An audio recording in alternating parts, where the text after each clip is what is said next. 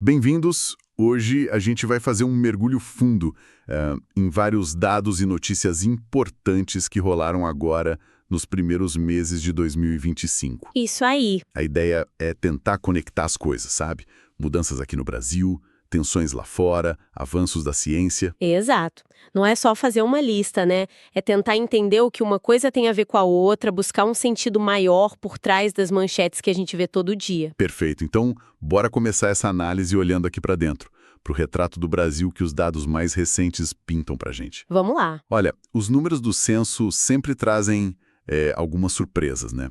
Na religião, por exemplo, o Brasil continua majoritariamente católico, com 56,7%. Mas a tendência de queda continua. E quem está crescendo? Evangélicos, agora com 26,9%, e principalmente, olha só, o número de pessoas sem religião, que chegou a 9,3%. É uma mudança bem expressiva essa do sem religião, né? Mostra uma transformação cultural, talvez, uma relação diferente com as instituições, com a espiritualidade em si. Sem dúvida. E falando em mudança, olha que dado forte sobre migração interna. São Paulo, que sempre foi o lugar que atraía gente do Brasil todo, Sempre. pela primeira vez na história registrada, perdeu população por migração. Ficou com saldo negativo de 89 mil pessoas entre 2017 e 2022. Nossa, esse é um marco histórico mesmo. Uma inversão total para São Paulo. E Santa Catarina virou a estrela da vez, né? Exatamente. O principal destino. Saldo positivo de mais de 350 mil pessoas. Já o Rio de Janeiro foi quem mais perdeu gente em termos líquidos. Fica claro que tem outros fatores pesando agora, né? Custo de vida em SP, busca por mais qualidade de vida, talvez, novas oportunidades em outros estados. Santa Catarina tá bombando. Faz todo sentido. E na educação, hein? Tivemos um avanço bem legal no ensino superior. Sim, O número de pessoas com diploma quase triplicou desde 2000. Foi de 6,8% para 18,4%. É um salto considerável. e muito importante destacar o avanço entre a população negra, que aumentou 5 vezes nesse período. Claramente um reflexo positivo das políticas de cotas, né? Sim, fundamental. Mas aí a gente olha para o outro lado da moeda. Pois é, nem tudo são flores. Esse avanço na educação é ótimo, assim como a notícia boa da saída do Brasil do mapa da fome da ONU, que também rolou nesse período. São conquistas. Verdade, bem lembrado. Mas a desigualdade continua ali, firme e forte. Pega a medicina, por exemplo. 75% dos formados ainda são brancos. Mesmo com as cotas, o acesso a algumas áreas de elite ainda é muito, muito desigual. Exato, a estrutura ainda pesa muito. E essa desigualdade aparece até na rua, literalmente. Os dados de acessibilidade urbana são chocantes. Chocantes a palavra. Quase 70% dos brasileiros em cidades vivem em ruas sem rampa para cadeirantes. 70%. É um número absurdo. E calçada sem obstáculo. Pior ainda, só 18,8% tem calçadas livres. E infraestrutura básica. Ponto de ônibus coberto. Só 8,8%. Ciclovia. Menos de 2%. É muito precário. E tem a drenagem urbana, né? Mais da metade das áreas urbanas, 53,7%, não tem sistema adequado. Aí vem chuva forte. E a gente sabe o resultado. Enchentes, problemas, mostra uma falta de planejamento de investimento crônico, né? A cidade claramente não é para todo mundo. Limita a cidadania de muita gente e aumenta a vulnerabilidade, principalmente com as mudanças climáticas. E uma novidade importante do censo, pela primeira vez mapearam o transtorno do espectro autista, o TEA. Finalmente, dados oficiais são essenciais. Identificaram 2,4 milhões de pessoas diagnosticadas no Brasil, um dado interessante. A maioria homens, 1,4 milhão contra 1 milhão de mulheres, e a maior parte dos diagnósticos é em crianças. Ter esse número, 2,4 milhões, dá uma dimensão do desafio, né? Para pensar em políticas de saúde, educação, inclusão. Talvez o número maior em crianças reflita também um maior acesso ao diagnóstico hoje, mais conscientização. Pode ser. Agora, mudando de assunto, mas ainda no social. Um tema sempre delicado: violência. Tivemos uma notícia boa e uma ruim, digamos assim. A boa, As mortes violentas intencionais caíram 5,4% em 2024. Foi a menor taxa da série histórica, 20,8 por 100 mil habitantes. Uma queda histórica. É uma queda importante, sem dúvida. Mas qual a parte ruim? A parte ruim é que o número absoluto ainda é assustador, 44.127 mortes. E o pior, os feminicídios aumentaram. As mortes de crianças e adolescentes também subiram. Aí que está a complexidade, né? Uma queda geral pode mascarar o aumento da violência contra grupos específicos. Mulheres, crianças, adolescentes. E isso é um alerta gravíssimo. E as diferenças regionais continuam gritantes. Sempre. Norte e Nordeste com as maiores taxas, né? Exato. O Amapá, por exemplo, tem uma taxa mais que o dobro da média nacional. Mostra que não dá para ter uma política única, tem que olhar para cada realidade. Precisa de ações muito focadas nessas regiões e na proteção desses grupos mais vulneráveis. Saindo um pouco do social, vamos dar uma olhada na economia e no meio ambiente, que andam super conectados. O PIB brasileiro cresceu 3,4% em 2024. Um crescimento razoável, né? Puxado por serviços e indústria, pelo que vi. Isso. Mas a surpresa foi a agropecuária, que geralmente puxa para cima. Caiu, né? 3,2%. Exato. E a explicação parece clara. Clima. Não tem outra. Eventos climáticos extremos batendo forte na produção. E isso conecta direto com a inflação, que fechou 2024 em 4,83%, acima do teto da meta de 4,5%. E quem puxou a inflação para cima? Alimentos e bebidas, claro. Clima ruim, colheita menor, preço maior no supermercado.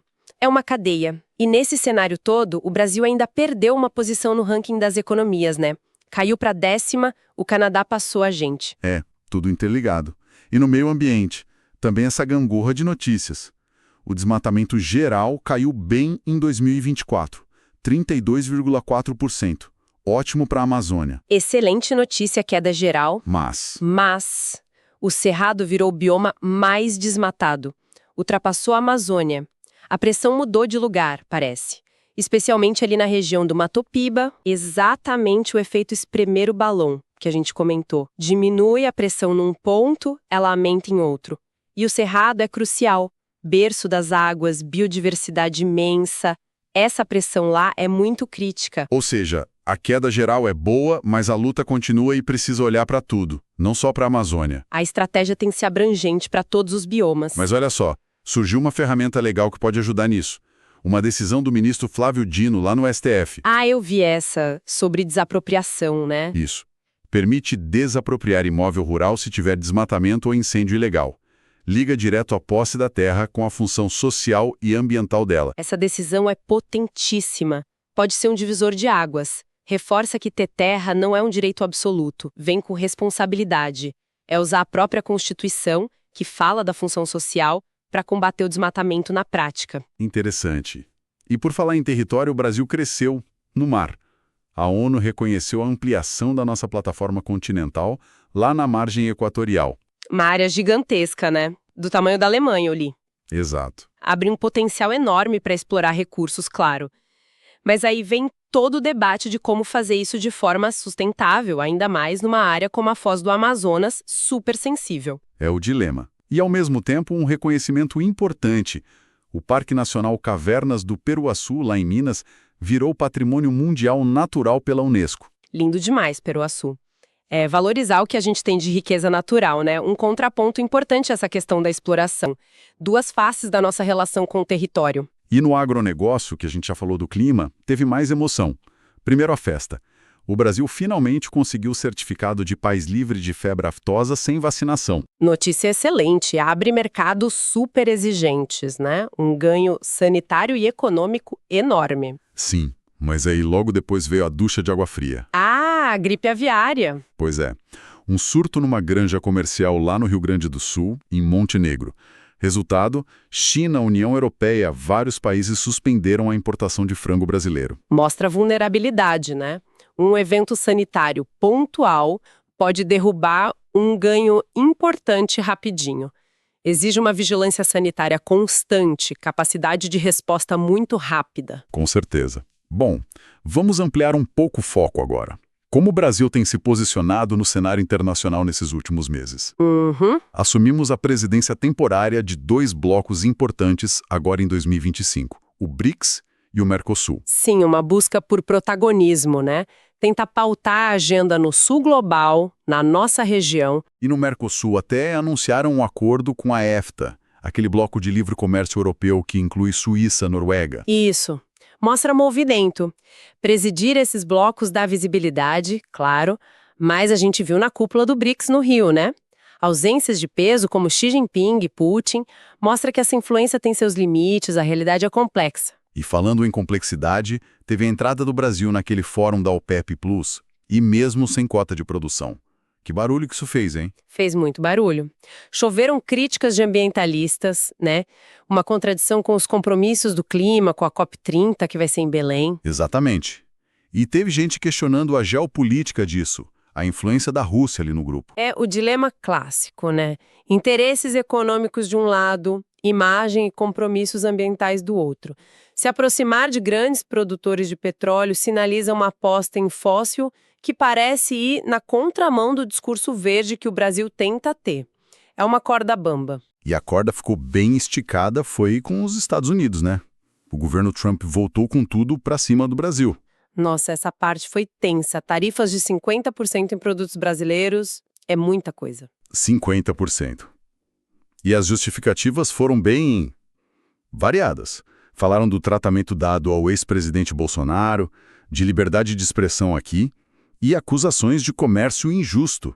E ainda abriram um monte de investigações comerciais contra o Brasil. Criticando PIX, pirataria na 25 de março, até desmatamento intronalista. É uma pressão enorme. É uma virada bem brusca na relação, né? Um desafio externo gigantesco para o governo atual, como a política interna americana reverbera direto aqui. Totalmente. E essa tensão eu a Brasil teve um desdobramento interno e externo muito, muito grave. Você diz a sequência do STF das sanções? Exatamente. Quase ao mesmo tempo que o STF aqui impôs medidas cautelares no ex-presidente Bolsonaro, tornozeleira eletrônica e outras coisas, os Estados Unidos aplicaram sanções da Lei Magnitsky contra o ministro Alexandre de Moraes. Foi chocante isso.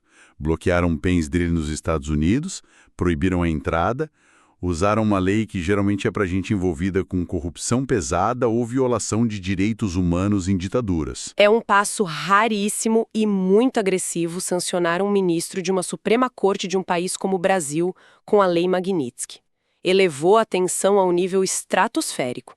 E o Brasil reagiu regulamentando uma lei de reciprocidade econômica. Um cenário de confronto aberto quase. Complicadíssimo.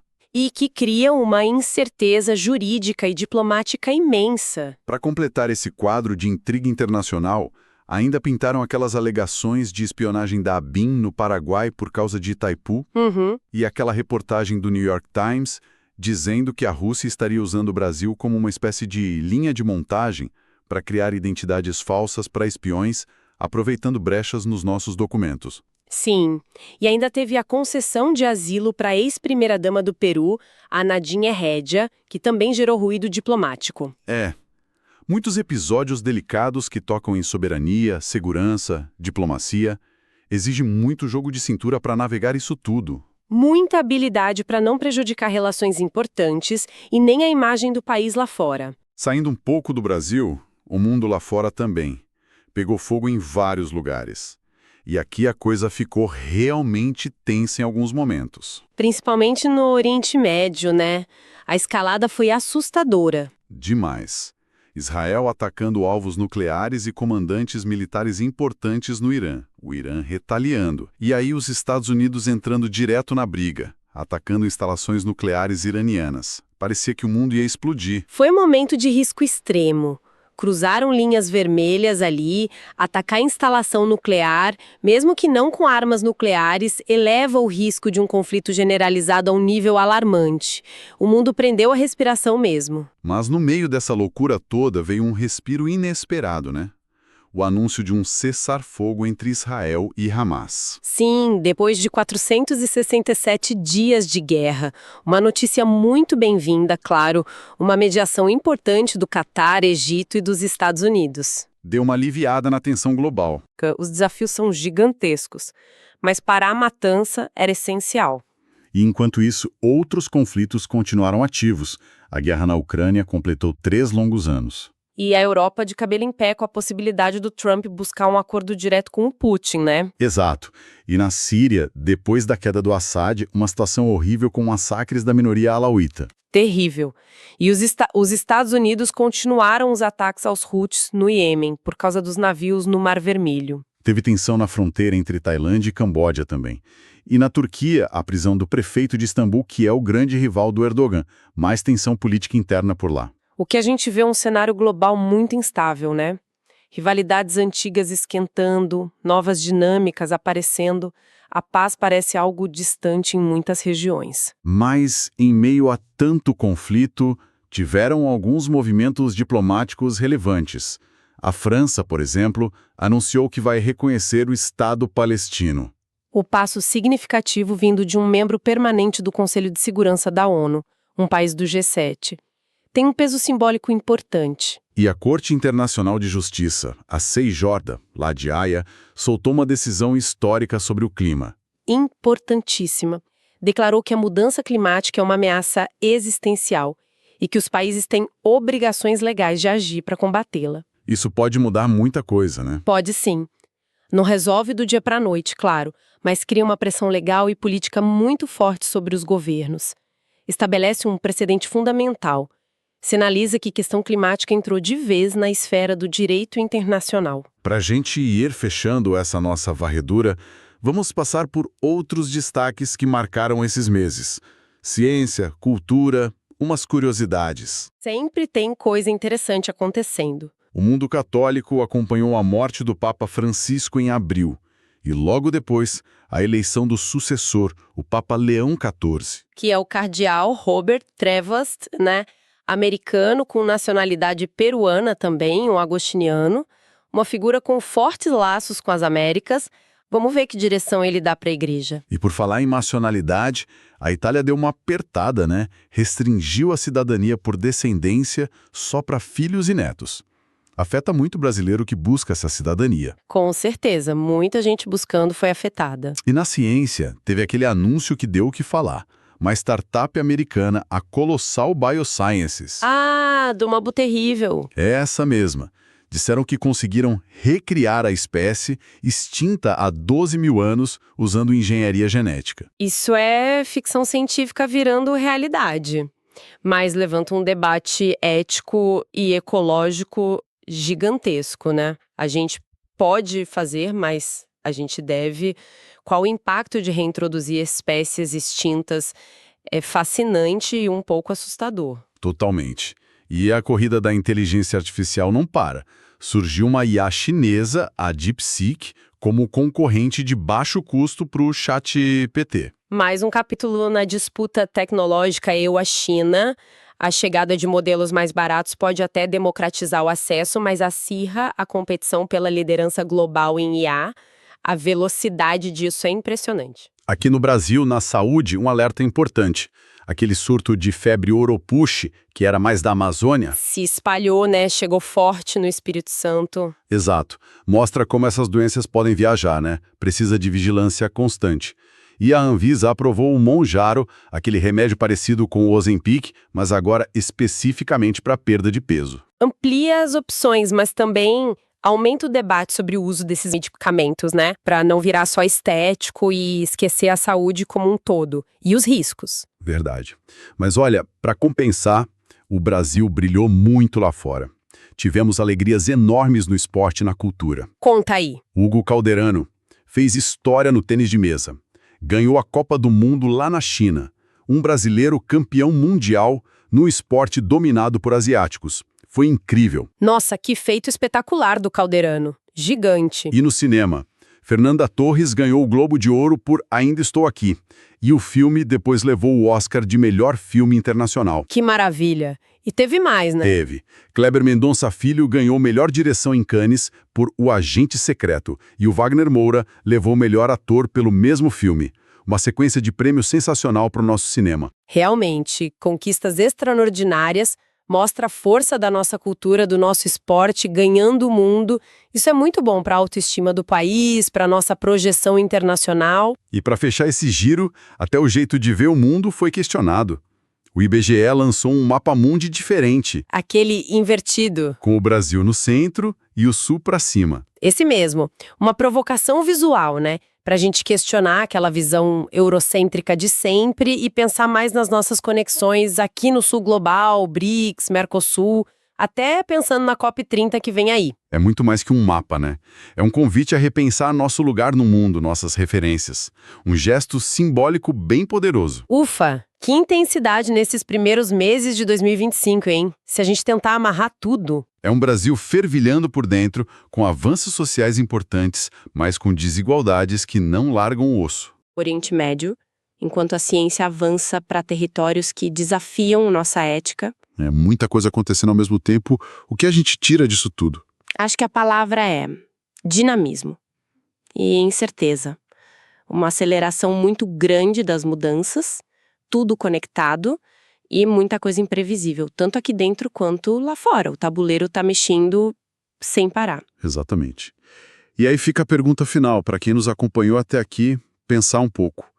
Diante dessa velocidade toda, dessas transformações geopolíticas, tecnológicas, sociais, ambientais que a gente viu só nesse comecinho de ano, qual habilidade, sabe, qual competência, seja nossa individual ou como sociedade mesmo, se torna a mais essencial para a gente conseguir navegar esse futuro que está se desenhando tão rápido na nossa frente? Boa pergunta para a gente refletir. Fica aí a reflexão. Obrigado pela companhia nesse mergulho profundo. Até a próxima.